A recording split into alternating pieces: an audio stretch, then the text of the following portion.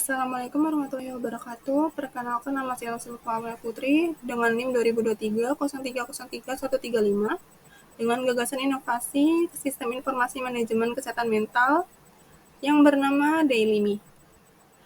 Oke, yang pertama adalah latar belakang. Kesehatan mental menjadi isu yang semakin mendapat perhatian di berbagai belahan dunia, terutama di Indonesia. Berdasarkan data dari WHO, prevalensi gangguan mental terus meningkat, terutama di kalangan remaja dan orang dewasa muda. Gaya hidup modern yang penuh tekanan dari tuntunan pekerjaan, hubungan sosial, dan ekspektasi diri yang tinggi berkontribusi pada kondisi ini. Namun, kesadaran masyarakat akan pentingnya menjaga kesehatan mental masih relatif rendah, sehingga banyak yang enggan mencari bantuan profesional. Kemajuan teknologi menawarkan solusi baru, salah satunya melalui aplikasi digital yang dapat diakses di perangkat mobile. Aplikasi ini memungkinkan pengguna mengekspresikan perasaan, melacak emosi, dan mendapatkan dukungan emosional secara mandiri. Refleksi diri melalui penulisan seperti menuliskan rasa syukur dan pengalaman emosional terbukti membantu dalam mengelola stres. Penggunaan warna untuk menggambarkan emosi juga dapat membantu individu memantau perubahan emosional mereka. Oleh karena itu, muncul ide untuk mengembangkan aplikasi kesehatan mental yang menggabungkan catatan harian berbasis emosi, pencatatan rasa syukur, serta penyediaan kutipan harian. Aplikasi ini dirancang untuk membantu pengguna mengekspresikan diri secara teratur dan memberikan dukungan emosional dengan pendekatan sederhana dan bermakna. Oke, yang kedua ada permasalahan. Yang pertama ada kurangnya kesadaran akan pentingnya kesehatan mental. Yang kedua, kesulitan mengekspresikan dan mengelola emosi. Yang ketiga, akses terbatas ke layanan kesehatan mental. Yang keempat, kurangnya sarana refleksi diri yang terstruktur. Yang kelima, ada ketidakseimbangan emosi dalam kehidupan sehari-hari. Oke, selanjutnya ada alternatif solusi yang ditawarkan. Yang pertama, itu ada catatan harian berbasis emosi. Aplikasi ini menyediakan fitur catatan harian di mana pengguna dapat menuliskan pengalaman perasaan serta refleksi harian mereka.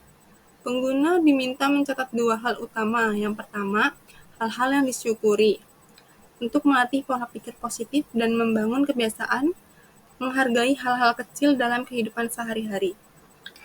Hal-hal yang menyediakan atau mengganggu untuk membantu pengguna mengidentifikasi masalah atau perasaan negatif yang mereka alami sehingga dapat diolah dan diselesaikan. Solusi ini memberikan ruang bagi pengguna untuk mengekspresikan diri dengan cara yang terstruktur, membantu mereka meredakan stres serta lebih memahami kondisi mental mereka. Yang kedua ada pelacakan emosi berbasis warna. Pengguna dapat memilih warna yang sesuai dengan emosi yang mereka rasakan setiap hari. Misalnya biru untuk melambangkan rasa sedih. Yang kedua ada warna merah untuk kondisi di mana pengguna itu sedang marah. Yang ketiga itu kuning untuk dalam kondisi bahagia. Yang keempat itu hijau untuk rasa tenang. Yang kelima itu ungu untuk rasa takut. Sistem visual ini membantu pengguna memahami variasi emosi yang mereka rasakan dan memudahkan pelacakan perubahan emosional dari waktu ke waktu. Dengan begitu, pengguna dapat mengidentifikasi pola emosional dan memanfaatkan wawasan ini untuk mengelola suasana hati mereka secara lebih baik. Oke, selanjutnya yang ketiga ada kutipan harian yang disesuaikan dengan emosi pengguna. Berdasarkan emosi yang dilacak setiap harinya, aplikasi akan memberikan kutipan motivasi yang relevan dengan suasana hati pengguna. Jika pengguna merasa sedih, aplikasi akan memberikan kutipan yang bersifat menghibur dan menenangkan jika mereka merasa bahagia. Kutipan yang diberikan akan lebih berfokus pada optimisme dan inspirasi. Fitur ini diharapkan dapat memberi dukungan emosional yang dibutuhkan pengguna sesuai dengan kondisi mental mereka pada hari itu, sehingga mereka merasa lebih dipahami dan termotivasi untuk tetap menjaga kesejahteraan mental mereka. Yang selanjutnya, yang keempat ada analisis jangka panjang terhadap emosi dan perkembangannya. Aplikasi akan menyimpan data emosi harian pengguna dan menampilkan analisis jangka panjang terkait perkembangan emosional mereka. Pengguna dapat melihat grafik perubahan emosionalnya dalam rentang waktu mingguan, bulanan, serta tahunan. Hal ini memberikan gambaran yang lebih jelas tentang apa yang mempengaruhi suasana hati mereka dan bagaimana mereka merespon berbagai peristiwa dalam hidup. Nah, selanjutnya ada alternatif. Selanjutnya yang kelima ada aksesibilitas yang mudah dan terjangkau. Aplikasi ini dirancang untuk dapat diakses oleh siapa saja dengan mudah melalui perangkat mobile. Dengan solusi digital ini, pengguna dapat mendapatkan bantuan kesehatan mental dasar di mana saja dan kapan saja tanpa harus mengeluarkan biaya besar atau harus mengakses layanan profesional secara langsung. Dengan pendekatan ini, diharapkan aplikasi ini dapat menjadi alternatif yang terjangkau dan mudah digunakan untuk membantu pengguna menjaga kesehatan mental mereka, memberikan ruang untuk refleksi diri, serta mendukung pengelolaan emosi sehari-hari. Ada tujuan umum. Yang pertama itu mengembangkan aplikasi kesehatan mental yang dapat membantu masyarakat meningkatkan kesadaran, mengekspresikan diri, dan mengelola emosi dengan lebih baik untuk mendukung kesejahteraan psikologis dan kebahagiaan mereka. Yang kedua, ada tujuan khususnya. Yang pertama, meningkatkan kesadaran masyarakat akan pentingnya kesehatan mental melalui platform yang mendorong refleksi diri dan pengelolaan emosi secara rutin. Yang kedua, menyediakan sarana ekspresi diri yang aman dan terstruktur, seperti catatan harian untuk membantu pengguna memahami dan mengelola emosinya. Yang ketiga, memfasilitasi pengguna dalam melacak dan memahami pola emosional mereka dengan visualisasi berbasis warna. Yang keempat, ada menawarkan dukungan emosional harian melalui kutipan yang relevan dengan suasana hati pengguna. Yang kelima, mendorong kebiasaan positif seperti mencatat rasa syukur guna meningkatkan kesejahteraan mental. Yang keenam itu bergantung pada layanan. Yang keenam itu menyediakan akses yang mudah dan terjangkau terhadap alat pengelolaan kesehatan mental tanpa bergantung pada layanan profesional. Terus selanjutnya ada membantu pengguna mengenali dan mengelola emosi negatif untuk mengurangi dampak buruk seperti stres, kecemasan, dan depresi. Selanjutnya ada metode. Yang pertama ada tahap perancangan sebagai langkah awal untuk memastikan bahwa aplikasi dirancang sesuai dengan kebutuhan pengguna dan tujuan ditetapkan, di mana tahapannya mencakup identifikasi kebutuhan pengguna dan desain user interface atau UI dan user experience atau UX. Yang kedua ada tahap pengembangan. Yang A itu pengembangan front end, mengembangkan bagian antarmuka pengguna yang meliputi yang pertama bahasa pemrograman dan framework. Aplikasi dikembangkan menggunakan framework front end seperti React Native untuk memastikan kompatibilitas lintas platform antara iOS dan Android. Yang kedua ada desain responsif, memastikan bahwa tampilan aplikasi dapat menyesuaikan dengan berbagai ukuran layar dan perangkat. Selanjutnya ada pengembangan back-end. Dilakukannya pengembangan di sisi server yang mencakup yang pertama pengelolaan basis data menggunakan teknologi basis data seperti Firebase untuk menyimpan data pengguna termasuk catatan harian, pecahan emosi, dan analisis jangka panjang. Yang kedua ada keamanan dan privasi data, mengimplementasikan protokol keamanan untuk melindungi data pribadi pengguna dengan metode enkripsi pada data yang disimpan dan saat data dikirimkan antara aplikasi dan server. Yang selanjutnya ada integrasi fitur AI untuk kutipan harian. Memanfaatkan teknologi AI untuk menyesuaikan kutipan dengan emosi pengguna. Metode yang digunakan yang pertama ada Natural Language Processing atau NLP. AI menganalisis emosi harian yang dilaporkan oleh pengguna untuk memilih kutipan yang relevan dan bermakna. Yang kedua ada pembelajaran mesin atau machine learning. Sistem AI akan belajar dari pilihan pengguna dan respon mereka terhadap kutipan sehingga rekomendasi menjadi lebih personal dari waktu ke waktu. Yang ketiga ada tahap uji coba dan validasi. Yang A, uji coba internal, pengujian fungsional untuk memastikan bahwa setiap fitur aplikasi berfungsi bagaimana mestinya, termasuk pencatatan harian, pemilihan emosi, dan tampilan kutipan harian. Yang kedua ada uji kinerja, memastikan aplikasi berjalan dengan lancar tanpa crash atau bug, serta responsif terhadap masukan pengguna. Yang B itu ada uji coba pengguna atau beta testing. Yang pertama ada pengujian terbatas, aplikasi akan diuji cobakan kepada pengguna untuk mendapatkan masukan terkait pengalaman penggunaan, efektivitas fitur, dan kenyamanan termuka. Yang kedua itu ada pengumpulan feedback. Setelah uji coba, adanya feedback digunakan untuk melakukan perbaikan dan peningkatan pada aplikasi sebelum diluncurkan secara luas. Yang keempat ada tahap implementasi dan evaluasi. Yang A, peluncuran aplikasi. Aplikasi diluncurkan di platform distribusi aplikasi Google Play Store dan Apple App Store. Tahap ini melibatkan yang pertama, pemasaran dan promosi aplikasi dipromosikan melalui berbagai saluran digital seperti media sosial dan situs web untuk menjangkau target pengguna. Yang kedua itu ada penyediaan dokumentasi pengguna, menyediakan panduan penggunaan aplikasi baik dalam bentuk teks maupun video untuk memudahkan pengguna memahami cara kerja aplikasi. Yang B itu ada evaluasi pasca implementasi. Setelah aplikasi diluncurkan, dilakukan evaluasi berkelanjutan melalui metode yang pertama, pengumpulan data pengguna. Menggunakan data dari pengguna yang aktif untuk memantau seberapa efektif aplikasi dalam membantu mereka mencatat dan mengelola emosi. Yang kedua, ada analisis feedback pengguna. Melakukan survei atau wawancara dengan pengguna untuk mendapatkan masukan terkait kelebihan dan kekurangan aplikasi. Perbaikan berkelanjutan, selanjutnya ada perbaikan berkelanjutan berdasarkan hasil evaluasi, dilakukan pembaruan dan peningkatan fitur agar aplikasi tetap relevan dan memenuhi kebutuhan pengguna.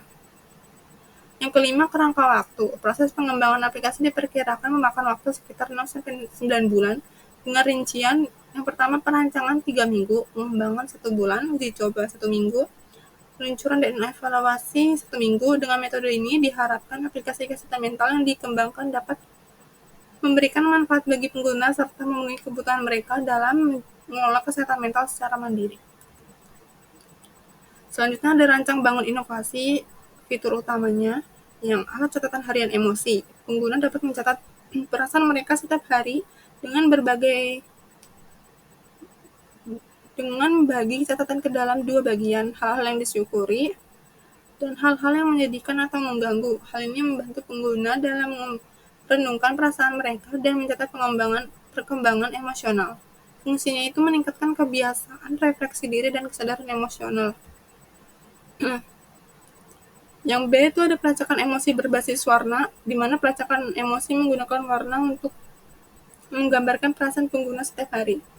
Warna-warna tersebut terinspirasi dari film Inside Out. Yang biru itu melambangkan sedih, merah marah, kuning bahagia, hijau kecewa, ungu takut. Fungsinya itu membantu pengguna mengenali pola emosional melalui visualisasi sederhana yang mudah dipahami. Yang selanjutnya ada kutipan harian berdasarkan emosi. Aplikasi akan memberikan kutipan motivasi atau inspirasi yang sesuai dengan emosi harian pengguna. Jika pengguna merasa sedih atau biru, kutipan yang diberikan lebih bersifat menghibur. Jika bahagia atau warna kuning, kutipan lebih optimis dan positif. Fungsinya itu memberikan dukungan emosional secara personal berdasarkan suasana hati pengguna. Terus analisis emosi jangka panjang. Aplikasi mencatat emosi pengguna dari waktu ke waktu dan menyajikan laporan dalam bentuk grafik atau diagram yang menggambarkan fluktuasi emosional pengguna selama 1 minggu, 1 bulan, atau rentang waktu yang dipilih. Fungsinya itu memberikan wawasan mendalam kepada pengguna tentang pola emosional mereka yang dapat membantu dalam memahami faktor pemicu perasaan tertentu. Selanjutnya ada pengingat harian. Pengguna akan mendapatkan notifikasi pengingat untuk menuliskan catatan harian dan memilih warna emosi mereka, yang bertujuan membentuk kebiasaan refleksi diri secara konsisten. Fungsinya itu membantu pengguna menjaga konsistensi dalam pemantauan kesehatan mental. Yang kedua, arsitektur aplikasi. Mencakup komponen-komponen utama yang dirancang untuk memastikan aplikasi berjalan dengan baik, aman, responsif di berbagai perangkat.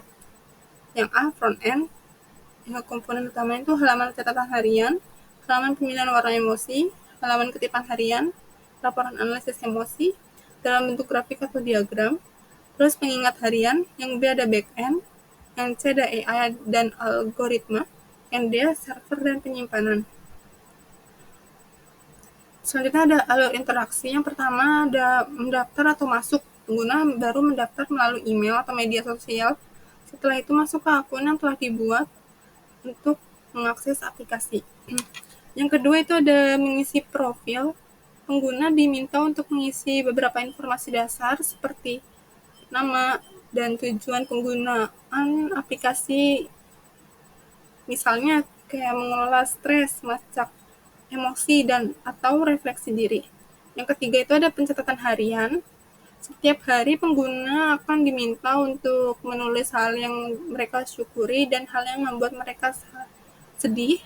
Selain itu, memilih warna emosi yang mencerminkan perasaan mereka pada hari tersebut. Yang keempat itu ada pemantauan emosi dan analisis. Pengguna dapat melihat grafik yang menunjukkan pola emosional mereka dari waktu ke waktu. Yang F itu pengingat harian. Jika pengguna lupa mencatat emosi atau menulis catatan harian, aplikasi akan mengirimkan pengingat harian yang mendorong mereka untuk melakukan refleksi singkat. Terus selanjutnya ada keberlanjutan, di mana untuk terus meningkatkan pengalaman pengguna, beberapa aspek yang dipertimbangkan meliputi yang A, penambahan fitur komunitas.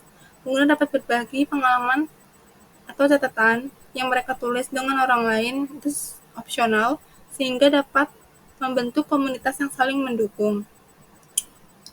Yang B itu integrasi dengan wearable device, menyambungkan aplikasi dengan perangkat wearable seperti smartwatch untuk melacak detak jantung atau tingkat stres secara otomatis dan menyesuaikan kutipan. Dengan rancangan bangun ini, aplikasi diharapkan dapat memberikan manfaat optimal bagi pengguna, membantu mereka dalam menjaga kesehatan mental, serta membangun kebiasaan refleksi diri dan pengelolaan emosi secara konsisten. Selanjutnya, kebermanfaatan dan keberlanjutan. Yang A itu kebermanfaatan. Yang pertama itu ada pemantauan kesehatan mental mandiri. Yang kedua, dukungan emosional personal.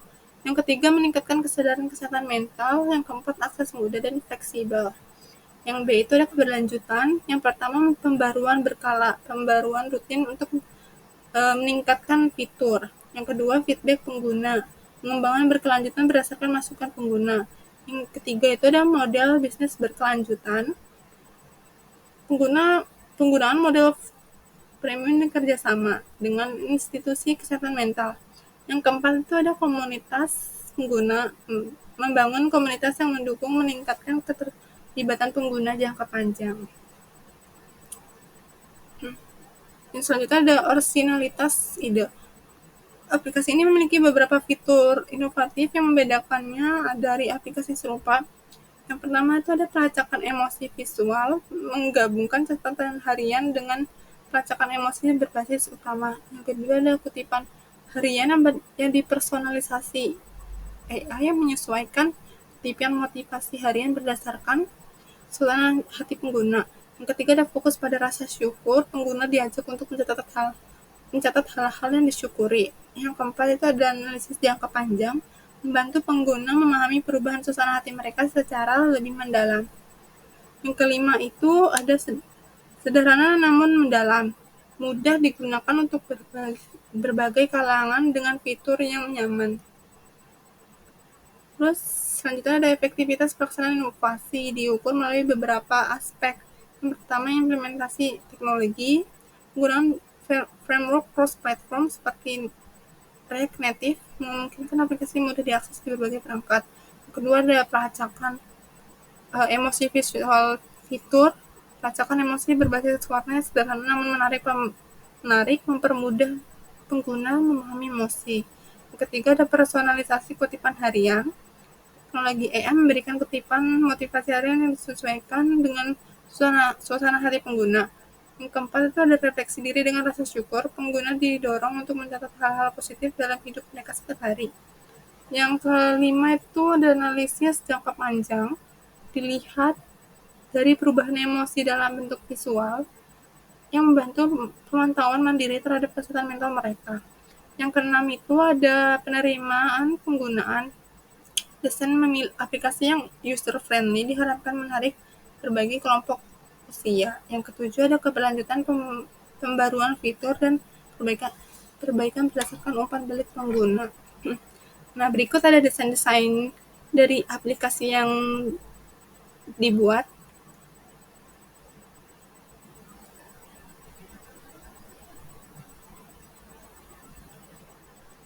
Sekian dari saya.